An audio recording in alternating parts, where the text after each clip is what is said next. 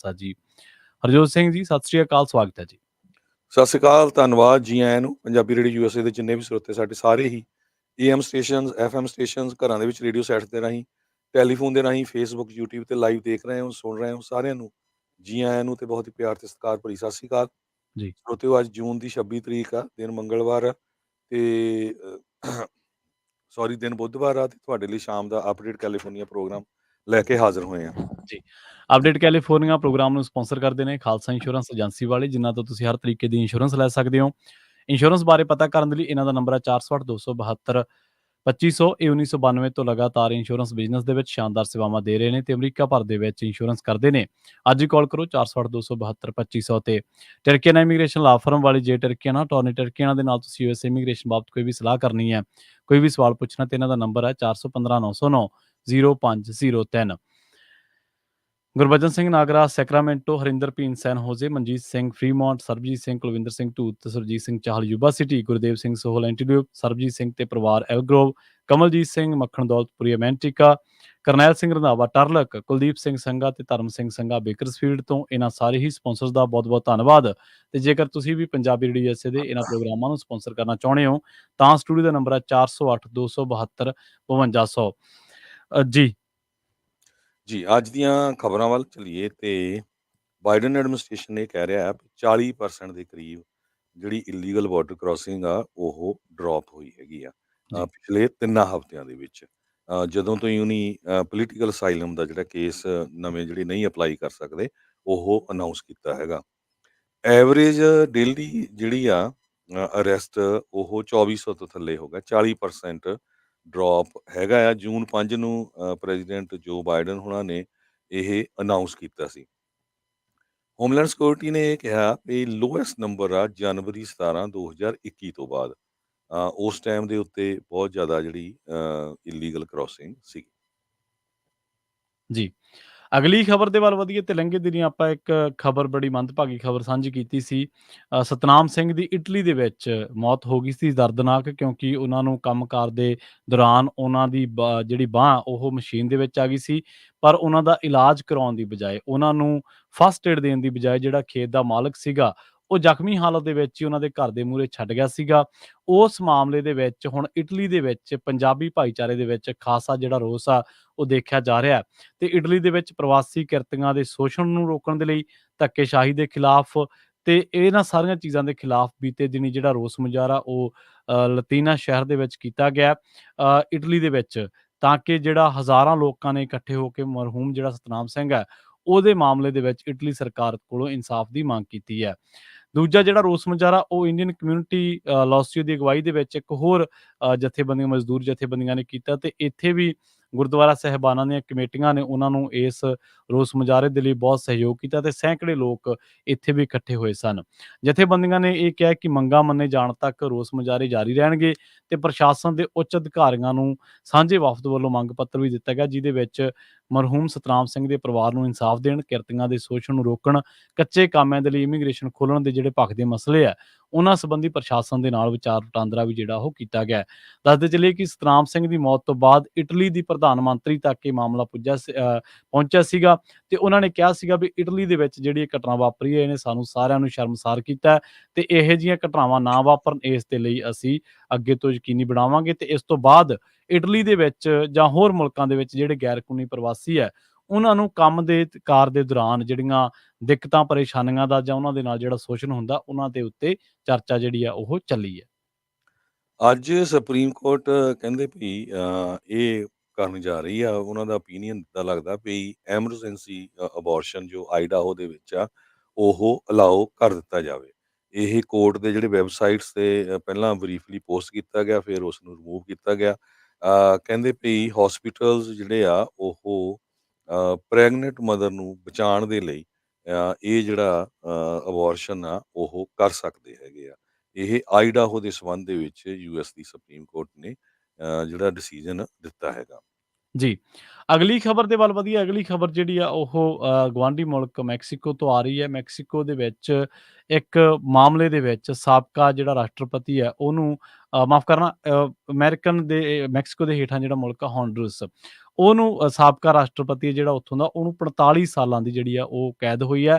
ਦਰਅਸਲ ਇਹ ਮਾਮਲਾ ਜਿਹੜਾ ਉਹ ਡਰੱਗ ਦੇ ਨਾਲ ਜੁੜਿਆ ਹੋਇਆ ਹੈ ਤੇ ਇਸੇ ਦਰਮਿਆਨ ਉਹਨੂੰ ਜਿਹੜਾ ਯੂਐਸ ਦੇ ਵਿੱਚ ਤਕਰੀਬਨ 45 ਸਾਲਾਂ ਜਿਹੜਾ ਕੈਦ ਦੇ ਲਈ ਰਹਿਣਾ ਪਊਗਾ। ਕੈਦ ਦੇ ਵਿੱਚ ਯੂਐਸ ਫੈਡਰਲ ਜੱਜ ਪੀ ਕੇਵਿਨ ਕੋਸਟਲ ਦੀ ਜਿਹੜੀ ਅਦਾਲਤ ਆ, ਉਹਨੇ ਉਹਨੂੰ ਇਹ ਸਜ਼ਾ ਜਿਹੜੀ ਹੈ ਸੈਂਟੈਂਸਡ ਕੀਤੀ ਹੈ। 8 ਮਿਲੀਅਨ ਦਾ ਉਹਨੂੰ ਜੁਰਮਾਨਾ ਕੀਤਾ ਗਿਆ। ਜੂਰੀ ਨੇ ਜਿਹੜੀ ਨੇ ਕਨਵਿਕਟ ਕੀਤਾ, ਉਹਨੇ ਮਾਰਚ ਦੇ ਵਿੱਚ ਮੈਨਹੈਟਨ ਫੈਡਰਲ ਕੋਰਟ ਦੇ ਵਿੱਚ ਇਹ ਕੇਸ ਸੀਗਾ ਤੇ 2 ਹਫ਼ਤਿਆਂ ਦੇ ਟ੍ਰਾਇਲ ਤੋਂ ਬਾਅਦ ਉਹਨੇ ਇਹ ਫੈਸਲਾ ਦਿੱਤਾ ਹੈ। ਦਰਅਸਲ ਜਿਹੜਾ ਇਹ ਜੁਆਨ ਔਰਲੈਂਡੋ ਹੈਰਨਾਂਡੇਜ਼ ਹੈ, ਹੋਂਡੁਰਸ ਦਾ ਸਾਬਕਾ ਰਾਸ਼ਟਰਪਤੀ ਹੈ, ਇਹਦੇ ਉੱਤੇ ਇਹ ਦੋਸ਼ ਲੱਗਿਆ ਕਿ ਇਹਨੇ ਆਪਣੀ ਜਦੋਂ ਇਹਦਾ ਕਾਰਜਕਾਲ ਸੀਗਾ ਉਸ ਦੇ ਦਰਮਿਆਨ ਤੇ ਉਸ ਤੋਂ ਪਹਿਲਾਂ ਡਰੱਗ ਸਮਗਲਰਾਂ ਦੇ ਨਾਲ ਮਿਲ ਕੇ ਬਹੁਤ ਜ਼ਿਆਦਾ ਡਰੱਗ ਜਿਹੜੀ ਆ ਉਹ ਅਮਰੀਕਾ ਦੇ ਵਿੱਚ ਲੰਘਾਈ ਹੈ ਤੇ ਡਰੱਗਾਂ ਤੋਂ ਕਰੋੜਾਂ ਦਾ ਜਿਹੜਾ ਕਾਰੋਬਾਰ ਆ ਉਹ ਖੜਾ ਕੀਤਾ ਸੀਗਾ। ਦੱਸਿਆ ਜਾ ਰਿਹਾ ਹੈ ਕਿ ਇਹਨੂੰ ਜਿਹੜੇ ਪ੍ਰੋਸੀਕਿਊਟਰ ਸੀਗੇ ਉਹਨਾਂ ਨੇ ਇਸ ਸੈਂਟੈਂਸ ਦੇ ਮਾਮਲੇ ਦੇ ਵਿੱਚ ਟਿੱਪਣੀ ਕੀਤੀ ਕਿ ਲਾਈਫ ਇਨ ਪ੍ਰਿਜ਼ਨ ਜਾਂ 30 ਸਾਲਾਂ ਦੇ ਲਈ ਜਿਹੜੀ ਬਹਿਸ ਹੋਈ ਹੈ, ਪਰ ਅਸਲ ਦੇ ਵਿੱਚ ਉਹਦੇ ਤੇ ਪਹਿਲਾਂ ਵੀ ਜਿਹੜਾ ਕੇਸ ਆ ਉਹ ਚੱਲਿਆ। ਇਹਦੇ ਮਾਮਲੇ ਦੇ ਵਿੱਚ ਉਹਨੂੰ 1992 ਦੇ ਵਿੱਚ ਵੀ ਉਹਨੂੰ ਡਰੱਗ ਦੇ ਨਾਲ ਜੁੜੇ ਇੱਕ ਮਾਮਲੇ ਦੇ ਵਿੱਚ ਦੋਸ਼ੀ ਕਰਾਰ ਦਿੱਤਾ ਗਿਆ ਸੀਗਾ ਤੇ ਉਦੋਂ ਵੀ ਉਹਨੂੰ ਸਜ਼ਾ ਹੋਈ ਹੈ।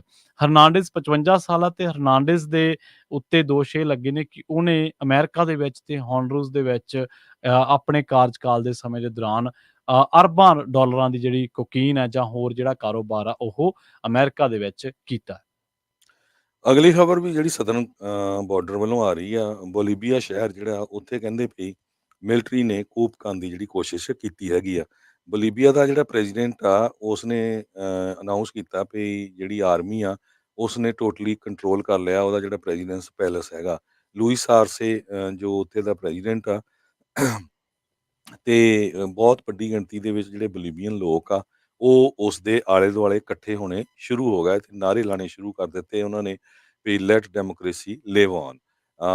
ਕੁਝ ਘੰਟਿਆਂ ਬਾਅਦ ਬੋਲੀਵੀਆ ਦਾ ਜਿਹੜਾ ਜਨਰਲ ਆ ਜਿਹੜਾ ਇਸ ਕੂਪ ਦੇ ਵਿੱਚ ਇਨਵੋਲਵ ਸੀ, ਜੁਆਨ ਓਜ਼ੇ ਜ਼ਨੀਗਾ, ਉਸ ਨੂੰ ਅਰੈਸਟ ਕਰ ਲਿਆ ਗਿਆ ਆ। ਅਟਾਰਨੀ ਜਨਰਲ ਨੇ ਇਨਵੈਸਟੀਗੇਸ਼ਨ ਸ਼ੁਰੂ ਕਰ ਦਿੱਤੀ ਹੈਗੀ ਆ। ਪਰ ਇਹਦੇ ਸੰਬੰਧ ਦੇ ਵਿੱਚ ਜਿਹੜਾ ਜਨਰਲ ਜਨੀਗਾ ਆ ਉਹਨੇ ਇਹ ਕਿਹਾ ਵੀ ਇਹ ਸਾਰਾ ਕੁਝ ਬੋਲੀਵੀਆ ਦੇ ਪ੍ਰੈਜ਼ੀਡੈਂਟ ਨੇ ਮੈਨੂੰ ਹੀ ਕਰਨ ਨੂੰ ਕਿਹਾ ਸੀ ਵੀ ਤੁਸੀਂ ਕੂਪ ਕਰਨ ਦੀ ਟਰਾਈ ਕਰੋ ਵਿਦ ਮਿਲਟਰੀ ਤਾਂ ਕਿ ਜਿਹੜੀ ਮੇਰੀ ਪੋਪੂਲੈਰਿਟੀ ਆ ਉਹ ਹੋਰ ਵੱਧ ਜਾਵੇ। ਸੋ ਉਹ ਕਹਿੰਦੇ ਵੀ ਇਹ ਸਾਰਾ ਕੁਝ ਜਿਹੜਾ ਬੋਲੀਵੀਆ ਦਾ ਪ੍ਰੈਜ਼ੀਡੈਂਟ ਆ ਉਹਨੇ ਹੀ ਆਰਕੈਸਟ੍ਰੇਟ ਕੀਤਾ ਸੀਗਾ। ਪਰ ਇਹ ਆਉਣ ਵਾਲੇ ਦਿਨਾਂ 'ਚ ਪਤਾ ਲੱਗੂਗਾ। ਪਰ ਪੂਰੀ ਦੁਨੀਆ ਦੇ ਵਿੱਚ ਇਹ ਖਬਰ ਜਿਹੜੀ ਬੜੀ ਹੈਰਾਨੀ ਵਾਲੀ ਹੋਈ ਪਈ, ਇੱਕ ਡੈਮੋਕ੍ਰੈਟਿਕਲੀ ਇਲੈਕਟਿਡ ਗਵਰਨਮੈਂਟ ਨੂੰ ਥਰੋ ਕਰਨ ਦੀ ਕੋਸ਼ਿਸ਼ ਕੀਤੀ ਗਈ ਹੈਗੀ। ਜੀ, ਅਗਲੀ ਖਬਰ ਦੇ ਵੱਲ ਵਧੀਏ ਤੇ ਅਗਲੀ ਖਬਰ ਗੁਆਂਢੀ ਮੁਲਕ ਕੈਨੇਡਾ ਤੋਂ ਹੈ ਤੇ ਕੈਨੇਡਾ ਦੇ ਵਿੱਚ ਹੁਣ ਕਈ ਤਬਦੀਲੀਆਂ ਜਿਹੜੀਆਂ ਇਮੀਗ੍ਰੇਸ਼ਨ ਦੇ ਮਾਮਲੇ 'ਚ ਕੀਤੀਆਂ ਜਾ ਰਹੀਆਂ ਨੇ ਜਾਂ ਕੈਨੇਡਾ ਦੇ ਵਿੱਚ ਜਿਹੜੇ ਪਹੁੰਚੇ ਲੋਕ ਨੇ ਉਹਨਾਂ ਨੂੰ ਵੀ ਹੁਣ ਇਮੀਗ੍ਰੇਸ਼ਨ ਦੇ ਮਾਮਲੇ ਦੇ ਵਿੱਚ ਖਾਸ ਕਰਕੇ ਵਿਦਿਆਰਥੀਆਂ ਨੂੰ ਕਈ ਤਬਦੀਲੀਆਂ ਦਾ ਜਿਹੜਾ ਸਾਹਮਣਾ ਉਹ ਕਰਨਾ ਪਊਗਾ। ਹੁਣ ਐਂਟਰੀ ਦੇ ਲਈ ਪੋਸਟ ਗ੍ਰੈਜੂਏਸ਼ਨ ਜਿਹੜਾ ਵਰਕ ਪਰਮਿਟ ਹੈ ਉਹ ਪ੍ਰਭਾਵੀ ਨਹੀਂ ਹੋਊਗਾ। ਕੈਨੇਡਾ ਸਰਕਾਰ ਨੇ PGWP ਦੇ ਰਾਹੀਂ ਵਿਦੇਸ਼ੀ ਨਾਗਰਿਕਾਂ ਦੇ ਦਾਖਲੇ ਤੇ ਰੋਕ ਲਾ ਦਿੱਤੀ ਹੈ।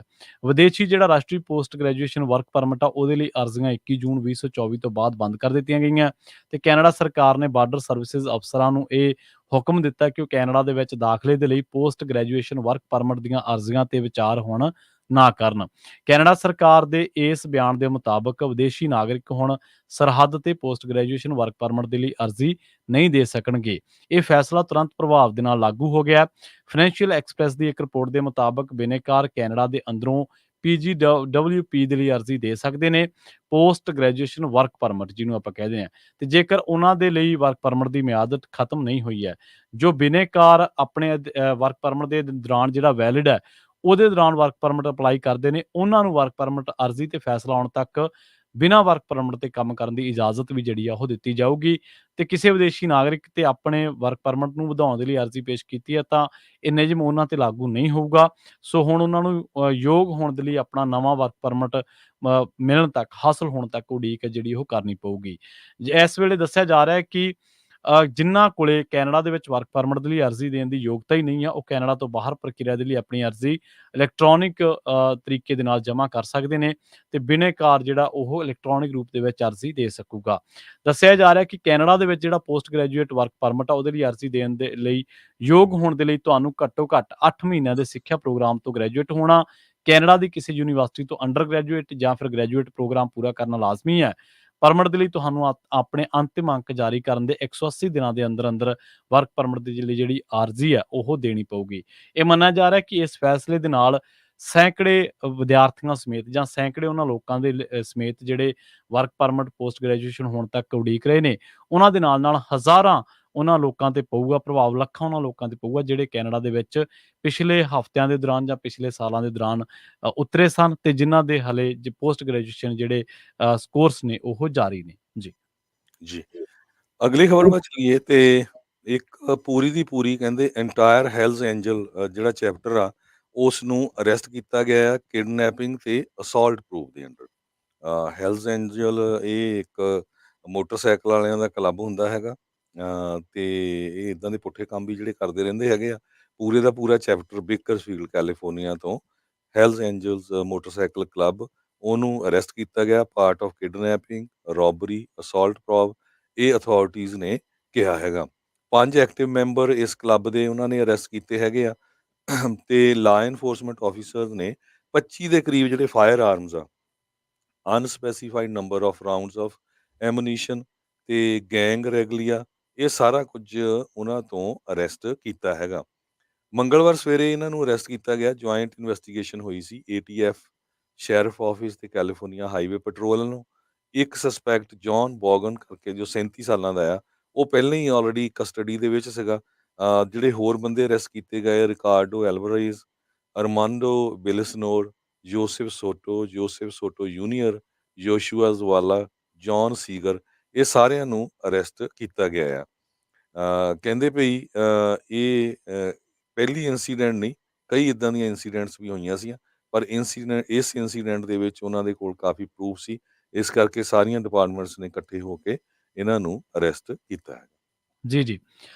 ਕਲੀਨ ਡਰਿੰਕਿੰਗ ਵਾਟਰ ਦੇ ਮਾਮਲੇ ਦੀ ਗੱਲ ਕਰੀਏ, ਕੈਲੀਫੋਰਨੀਆ ਦੇ ਵਿੱਚ ਹੁਣ ਇਹਨੂੰ ਜਿਹੜਾ ਇਹਦੇ ਤੇ ਖਰਚਿਆ ਜਾਣਾ ਆਉਣ ਵਾਲੇ ਟਾਈਮ ਦੇ ਵਿੱਚ 11.5 ਬਿਲੀਅਨ ਦੀ ਜਿਹੜੀ ਰਕਮ ਆ ਉਹ ਖਰਚੀ ਜਾਊਗੀ।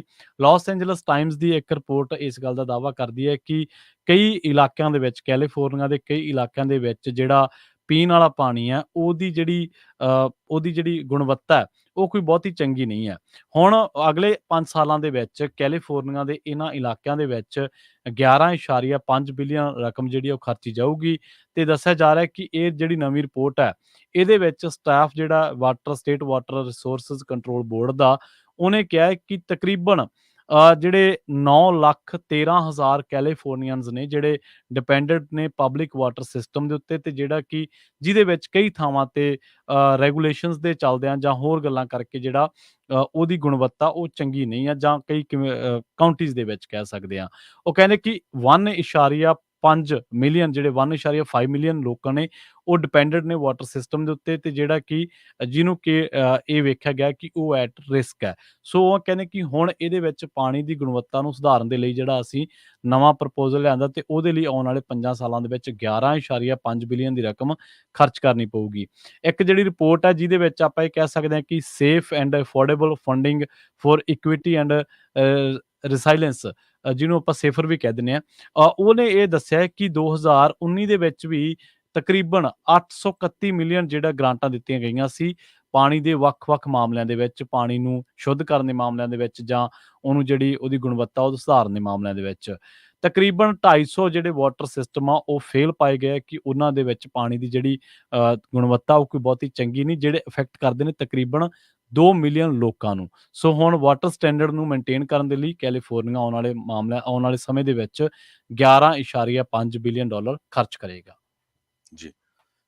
ਅਗਲੀ ਖਬਰ ਵੱਲ ਚਲੀਏ। ਕੈਲੀਫੋਰਨੀਆ ਦੇ ਵਿੱਚ ਪ੍ਰੋਪੋਜੀਸ਼ਨ 47 ਨੂੰ ਲੈ ਕੇ ਬਹੁਤ ਸਾਰੇ ਲੋਕ ਅਪਸੈਟ ਹੈਗੇ ਆ, ਖਾਸ ਕਰਕੇ ਜਿਨ੍ਹਾਂ ਨੇ 9 ਲੱਖ ਦੇ ਕਰੀਬ ਗੁਰੂ ਘਰਾਂ ਦੇ ਵਿੱਚ ਸਟੋਰਾਂ ਦੇ ਉੱਤੇ ਜਿਹੜੇ ਖੜ ਕੇ ਸਿਗਨੇਚਰ ਕੀਤੇ ਆ ਵੀ ਜਿਹੜੀ ਪ੍ਰੋਪੋਜੀਸ਼ਨ 47 ਆ ਇਹਦੇ ਕਰਕੇ ਚੋਰ ਬਜ਼ਾਰੀ ਬਹੁਤ ਵਧੀਆ ਹੈਗੀ ਆ, ਤੇ ਉਸ ਦਾ ਅਮਾਊਂਟ ਘਟਾਇਆ ਜਾਵੇ ਤਾਂ ਕਿ ਜਿਹੜੇ ਵਾਰ-ਵਾਰ ਇੰਨੀਆਂ ਚੋਰੀਆਂ ਕਰਦੇ ਆ ਉਹਨਾਂ ਨੂੰ ਅੰਦਰ ਰੱਖਿਆ ਜਾਵੇ। ਹੁਣ ਬਹੁਤ ਸਾਰੇ ਜਿਹੜੇ ਕੈਲੀਫੋਰਨੀਆ ਦੇ ਸ਼ੈਰਿਫਸ ਆ ਉਹ ਇਹ ਕਹਿ ਰਹੇ ਆ ਵੀ ਡੈਮੋਕ੍ਰੇਟ ਜਾਣ-ਬੁੱਝ ਕੇ ਪਲਾਟ ਕਰ ਰਹੇ ਆ ਵੀ ਇਹ ਜਦ ਹੁਣ ਸਾਰਿਆਂ ਨੇ ਸਾਈਨ ਕਰਤੇ, ਇਹ ਪ੍ਰੋਪੋਜੀਸ਼ਨ ਬੈਲਟ ਤੇ ਆਉਣ ਲਈ ਐਲੀਜੀਬਲ ਹੋ ਗਈ, ਤੇ ਹੁਣ ਜਿਹੜੇ ਗਵਰਨਰ ਗੈਬਨ ਨਿਊਸਮ ਹੋਣੀ ਆ ਉਹ ਕੋਸ਼ਿਸ਼ ਕਰ ਰਿਹਾ ਵੀ ਇਹਨੂੰ ਬੈਲਟ ਤੇ ਨਾ ਲਿਆਂਦਾ ਜਾਵੇ, ਜਾਂ ਜੇ ਬੈਲਟ ਦੇ ਉੱਤੇ ਲਿਆਣਾ ਆ ਤੇ ਉਹਨੂੰ ਜਿਹੜਾ ਆ ਉਹਦੇ 'ਚ ਹੋਰ ਕੁਛ ਜਿਹੜੇ ਮੁੱਦੇ ਆ ਉਹ ਰੱਖ ਦਿੱਤੇ ਜਾਣ, ਤਾਂ ਜੀ, ਕਿ ਜਿਹੜਾ ਭੰਬਲ ਭੂਸਾ ਪੈ ਜਾਏ। ਰਿਵਰਸਾਈਡ ਕਾਉਂਟੀ ਦੇ ਸ਼ੈਰਿਫ ਸ਼ਾਡ ਬਿਨਾਕੋ ਆ, ਉਹਨਾਂ ਨੇ ਇਹ ਕਿਹਾ ਆ ਵੀ ਇਹ ਕ੍ਰਾਈਮ ਨੂੰ ਫਿਕਸ ਕਰਨ ਦੇ ਲਈ ਬਹੁਤ ਵਧੀਆ ਜਿਹੜਾ ਹੋਣਾ ਸੀ ਜੇ ਪ੍ਰੋਪੋਜੀਸ਼ਨ 47 ਨੂੰ ਰਿਪੀਲ ਕੀਤਾ ਜਾਂਦਾ, ਜੋ ਵੀ ਉਹਦੇ 'ਚ ਅਮਾਊਂਟ ਘਟਾਉਣ ਦੀ ਜਿਹੜੀ ਗੱਲ ਆ ਉਹ ਕੀਤੀ ਜਾਵੇ। ਪਰ ਪਹਿਲਾਂ ਜਿਹੜੇ ਡੈਮੋਕ੍ਰੇਟਸ ਆ ਉਹ ਕਹਿੰਦੇ ਸੀ ਵੀ ਨਹੀਂ ਜੀ ਅਸੀਂ ਲੈ ਕੇ ਆਵਾਂਗੇ। ਜਦੋਂ ਪਿਛਲੀ ਵਾਰੀ ਤੁਹਾਨੂੰ ਪਤਾ ਹੀ ਆ ਸਟੋਰਾਂ ਵਾਲੀ ਜਿਹੜੀ ਪ੍ਰੋਪੋਜੀਸ਼ਨ 553 ਸੀ, ਉਹਨੂੰ ਲੈ ਕੇ ਨਹੀਂ ਜੀ ਅਸੀਂ ਆਹ ਕਰਾਂਗੇ, ਉਹ ਕਰਾਂਗੇ। ਹੁਣ ਉਹ ਸਾਰੇ ਧੜਾ-ਧੜ ਸਟੋਰਾਂ ਵਾਲੇ ਤਿਆਰ ਵੀ ਹੋ ਰਿਹਾ ਵੀ 1 ਜੁਲਾਈ ਤੋਂ ਉਹ ਲਾਗੂ ਹੋ ਜਾਣਾ। ਤੁਹਾਨੂੰ ਉਹ ਬੁੱਕਾਂ ਸਾਰਾ ਕੁਛ ਉਹ ਰੱਖਣੇ ਪੈਣੇ ਸਟੋਰਾਂ ਦੇ ਵਿੱਚ। ਤੇ ਹੁਣ ਇਹ 47 ਜਿਹੜੀ ਆ ਉਹਦੇ ਤੋਂ ਵੀ ਮੁੱਕਰਦੇ ਲੱਗਦੇ ਹੈਗੇ ਆ। ਸੋ ਜੀ, ਇਲੈਕਸ਼ਨ ਆਉਣੀ ਆ ਨਵੰਬਰ ਮਹੀਨੇ 'ਚ, ਸਾਰੇ ਜਾਣੇ ਧਿਆਨ ਰੱਖੋ। ਮੈਂ ਹਮੇਸ਼ਾ ਹੀ ਕਹਿੰਦਾ ਹੁੰਦਾ, ਬਹੁਤ ਵਾਰ ਕਾਂਗਰਸਮੈਨ, ਅਸੈਂਬਲੀਮੈਨ, ਸੈਨੇਟਰਾਂ ਨਾਲੋਂ ਜਿਹੜੇ ਡਿਸਟ੍ਰਿਕਟ ਅਟਾਰਨੀ ਹੁੰਦੇ ਆ, ਉਹਨਾਂ ਦੀ ਜਿਹੜੀ ਪੋਜੀਸ਼ਨ ਆ ਉਹ ਬਹੁਤ ਸਟਰੋਂਗ ਹੁੰਦੀ ਆ। ਕਿਉਂਕਿ ਜਦੋਂ ਪੁਲਿਸ ਵਾਲਿਆਂ ਨੇ ਫੜਨਾ ਤੇ ਡਿਸਟ੍ਰਿਕਟ ਅਟਾਰਨੀ ਨੇ ਚਾਰਜ ਲਾਣੇ ਆ। ਜੀ, ਜੇ ਅਲਾਮੀਡਾ ਕਾਉਂਟੀ ਦੇ ਡਿਸਟ੍ਰਿਕਟ ਅਟਾਰਨੀ ਵੱਲੋਂ ਇਹੀ ਕਹਿ ਦੇਣਾ ਵੀ ਨਹੀਂ ਜੀ ਇਹ ਬੰਦੇ ਨੇ ਕਤਲ ਕਰਤਾ ਸੀ, ਹੁਣ ਤੁਸੀਂ ਕਾਲਾ ਕਰਕੇ, ਕਾਲੇ ਮੂਲ ਦਾ ਹੋਣ ਕਰਕੇ ਇਹਨੂੰ ਨਹੀਂ ਅੰਦਰ ਕਰ ਸਕਦੇ ਜਾਂ ਇਹਦੇ ਤੇ ਆਹ ਚਾਰਜਸ ਨਹੀਂ ਲਾ ਸਕਦੇ। ਸੋ ਇਹ ਮਿਨੋਰਟੀ ਆ ਉਹ ਬਹੁਤ ਖਰਾਬ ਚੀਜ਼ ਹੈਗੀ ਆ। ਜੀ, ਜੀ।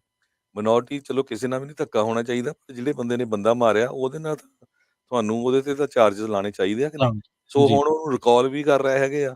ਹੂੰ, ਇਹਦੇ ਪਿੱਛੇ ਸੈਨ ਫਰਾਂਸਿਸਕੋ ਦਾ ਡਿਸਟ੍ਰਿਕਟ ਅਟਾਰਨੀ ਵੀ ਰੀਕਾਲ ਹੋਇਆ ਸੀ। ਸੋ ਆਪਣੇ-ਆਪਣੇ ਏਰੀਏ ਦੇ ਵਿੱਚ ਜਿਹੜੇ ਡਿਸਟ੍ਰਿਕਟ ਅਟਾਰਨੀ ਇਲੈਕਸ਼ਨ ਦੇ ਲਈ ਹੁੰਦੇ ਆ, ਮੇਕ ਸ਼ੋਰ ਕਰੋ ਉਹਨਾਂ ਨੂੰ ਪੁੱਛੋ ਵੀ ਭਈ ਸਾਡੇ ਬਿਜ਼ਨਸ ਹੈਗੇ ਆ, ਤੁਸੀਂ ਇਹਨਾਂ ਨੂੰ ਬੰਦ ਕਰਵਾ ਕੇ ਰਾਜੀ ਰਹੋਗੇ ਜਾਂ ਤੁਹਾਡਾ ਕੀ ਸਟੈਂਡ ਹੋਊਗਾ? ਹੂੰ। ਫਿਰ ਹੀ ਉਹਨਾਂ ਨੂੰ ਜਿਹੜੀਆਂ ਵੋਟਾਂ ਆ ਉਹ ਪਾਓ। ਜੀ, ਬਿਲਕੁਲ। ਸੋ ਆਪਣਾ ਜਿਹੜਾ ਹਰਜੋਤ ਸਿੰਘ ਖਾਲਸਾ ਜੀ ਖਬਰਾਂ ਦਾ ਜਿਹੜਾ ਸਮਾਂ ਜੀ ਉਹ ਸਮਾਪਤ ਹੋ ਰਿਹਾ ਤੇ ਆਪਾਂ ਜਾਂਦੇ-ਜਾਂਦੇ ਇਹ ਜ਼ਰੂਰ ਦੱਸਦੇ ਚੱਲੀਏ ਪੰਜਾਬੀ ਰੇਡੀਓ ਯੂਐਸਏ ਦੇ ਸਰੋਤਿਆਂ ਨੂੰ ਕਿ ਪੰਜਾਬੀ ਰੇਡੀਓ ਯੂਐਸਏ ਤੇ ਪੰਜਾਬੀ ਕਲਚਰ ਸੈਂਟਰ ਦੇ ਸਾਂਝੇ ਉਦਮ ਦੇ ਨਾਲ ਇੱਕ ਆਰਟ ਕੈਂਪ ਜਿਹੜਾ ਉਹ ਲਗਵਾਇਆ ਜਾ ਰਿਹਾ 8 ਜੁਲਾਈ ਤੋਂ 13 ਜੁਲਾਈ ਤੱਕ। ਇਹਦੇ ਵਿੱਚ ਤੁਹਾਡੇ ਜਿਹੜੇ 6 ਸਾਲ ਤੋਂ ਲੈ ਕੇ 18 ਸਾਲ ਦੇ ਬੱਚੇ ਨੇ ਉਹ ਭਾਗ ਲੈ ਸਕਣਗੇ। ਸੀਟਾਂ ਲਿਮਟਿਡ ਨੇ। ਪੰਜਾਬੀ ਰੇਡੀਓ ਯੂਐਸਏ ਤੇ ਪੰਜਾਬੀ ਕਲਚਰ ਸੈਂਟਰ ਦਾ ਜਿਹੜਾ ਆਫਿਸ ਹੈ 2125 ਨਾਰਥ ਬਾਟਨ ਐਵੀਨਿਊ ਦੇ ਵਿੱਚ ਇਹ ਕਰਵਾਇਆ ਜਾਣਾ। ਕਲਾਸਾਂ ਦੇ ਬਾਰੇ ਆਪਾਂ ਤੁਹਾਨੂੰ ਚਰਚਾ ਕੀਤੀ ਹੈ। ਸੁਖਪ੍ਰੀਤ ਸਿੰਘ ਇਹਨਾਂ ਕਲਾਸਾਂ ਦੇ ਵਿੱਚ ਬੱਚਿਆਂ ਨੂੰ ਸਿਖਾਉਣਗੇ। ਛੁੱਟੀਆਂ ਦਾ ਟਾਈਮ ਹੈ। ਬੱਚਿਆਂ ਨੂੰ ਵਧੀਆ ਕਲਾ ਦੇ ਨਾਲ ਜੋੜਨ ਦਾ ਸੁਨਹਿਰੀ ਮੌਕਾ ਹੈ। ਜ਼ਿਆਦਾ ਜਾਣਕਾਰੀ ਦੇ ਲਈ ਜਾਂ ਐਡਮਿਸ਼ਨ ਕਰਾਉਣ ਦੇ ਲਈ ਕਿਉਂਕਿ ਸੀਟਾਂ ਬਹੁਤ ਲਿਮਟਿਡ ਬਚੀਆਂ ਨੇ 4082725200 ਤੇ ਕਾਲ ਕਰ ਸਕਦੇ ਹੋ। 4087227698 ਤੇ ਤੁਸੀਂ ਕਾਲ ਕਰ ਸਕਦੇ ਹੋ। ਤੇ ਜਾਂਦੇ-ਜਾਂਦੇ ਆਪਾਂ ਜਿਹੜੀ ਕਰੰਸੀ ਦੇ ਬਾਬਤ ਤੁਹਾਨੂੰ ਜਾਣਕਾਰੀ ਦਿੰਦੇ ਚਲੇ ਗਏ। ਅੱਜ 1 ਯੂਐਸ ਡਾਲਰ ਦੀ ਜਿਹੜੀ ਕੀਮਤ ਆ ਉਹ ਕੈਨੇਡਾ ਦੇ 1 ਡਾਲਰ ਤੇ 37 ਸੈਂਟ ਦੇ ਬਰਾਬਰ ਰਹੀ ਹੈ। ਇਸੇ ਤਰ੍ਹਾਂ ਭਾਰਤ ਦੇ 83 ਰੁਪਏ 58 ਪੈਸੇ ਦੇ ਬਰਾਬਰ ਰਹੀ ਹੈ ਤੇ ਇਸੇ ਤਰ੍ਹਾਂ 1 ਯੂਐਸ ਡਾਲਰ ਦੀ ਕੀਮਤ ਪਾਕਿਸਤਾਨ ਦੇ 278 ਰੁਪਏ 58 ਪੈਸਿਆਂ ਦੇ ਬਰਾਬਰ ਰਹੀ ਹੈ। ਜੀ। ਡਾਓ ਜੋਨ ਇੰਡਸਟਰੀਅਲ ਅੱਜ ਥੋੜਾ ਜਿਹਾ ਅੱਪ ਗਿਆ ਸੀ 15.64 ਤੇ ਕਲੋਜ਼ ਹੋਇਆ 39127 ਤੇ। ਨੈਸਡੈਕ ਅੱਪ ਗਿਆ 87.50 ਕਲੋਜ਼ ਹੋਇਆ 17805 ਤੇ। S&P ਇੰਡੈਕਸ ਅੱਪ ਗਿਆ 8.60 ਤੇ ਕਲੋਜ਼ ਹੋਇਆ 5477.90 ਤੇ। ਜੀ। ਸੋ ਇੱਥੇ ਹੀ ਸਾਨੂੰ ਦੋਵਾਂ ਨੂੰ ਦਿਓ ਇਜਾਜ਼ਤ। ਬਹੁਤ-ਬਹੁਤ ਧੰਨਵਾਦ। ਸਤਿ ਸ੍ਰੀ ਅਕਾਲ। ਜੁੜੇ ਰਹੋ ਪੰਜਾਬੀ ਰੇਡੀਓ ਯੂਐਸਏ ਦੇ ਨਾਲ।